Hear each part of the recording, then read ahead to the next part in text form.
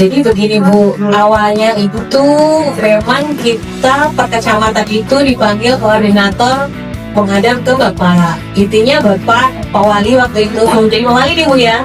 Nah Pak Bapak waktu itu pengen apa sih selama ini yang jadi permasalahan di Maudi.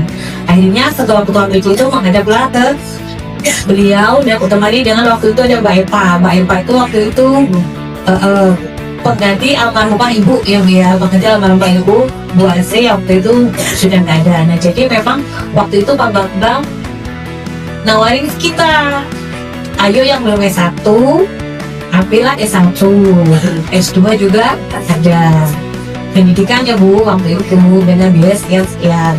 Kemudian setelah disetujui Bunda sudah terima kwitansinya semua kan? Sudah ada yang Bunda. Dan itu kwitansinya memang langsung dari kampus ya Bunda. Hanya memang pembayaran, ya Bunda sudah bayar. Ada Bu.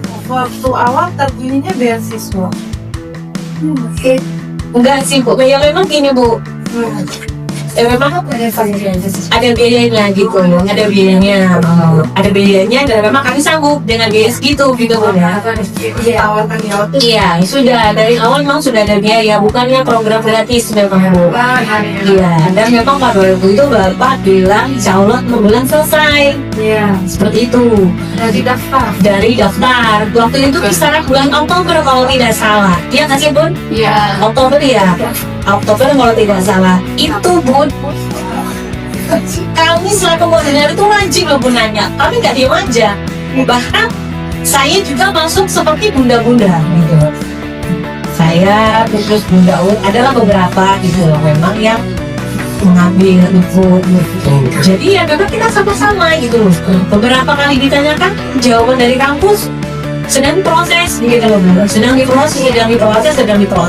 Kita sudah minta foto waktu itu hitam putih, Bunda sudah mau hitam putih, sudah kita ambil ke kampus, sudah teman-teman antar ke kampus juga foto hitam putih. Nah kemarin itu kok diminta lagi. Ketika saya tanya Mbak Rini waktu itu kebetulan yang ngurusi Mbak Rini ya Bu. Mbak Rini ini kayak mana saya bilang tuh? Kenapa ijazah sampai saat ini belum keluar sampai itu? Saya gak enak Mbak terus terang, karena saya lah yang dan teman-teman terutama koordinator ini yang ngajak teman-teman waktu itu gitu loh Bun. Yang ngajak teman-teman ayo kita ngambil program kuliah di Unisla yang kata Bapak dengan waktu yang tidak lama. Kalau waktunya lama mungkin teman-teman juga pikir gitu loh Bun. Ya jadi teman-teman mau karena memang waktunya tidak lama dan dengan biaya yang mungkin untuk bagi teman-teman kami masih coping untuk media kami masih menyanggupi gitu. Nah terakhir kemarin kami tanya pun beliau mintanya masih proses, minta foto lagi dengan jilbab biru, background jilbab hitam background biru. Saya tanya lagi tuh Bun, Mbak kan kemarin sudah diminta foto itu hitam putih, kenapa sampai sekarang diminta lagi? Alasannya Mbak ini waktu itu iya Bu karena dari bidang akademik minta.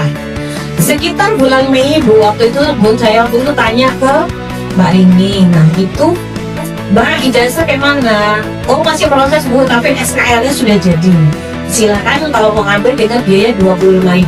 Betul Bunda Rusni ya, di grup seperti itu.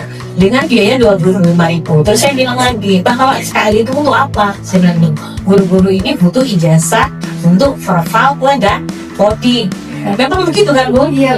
Yang kita butuhkan bukan SKL tapi ijazah. Pertama bunda-bunda yang memang belum S1 seperti itu loh. Nah sampai kemarin siang terakhir saya telepon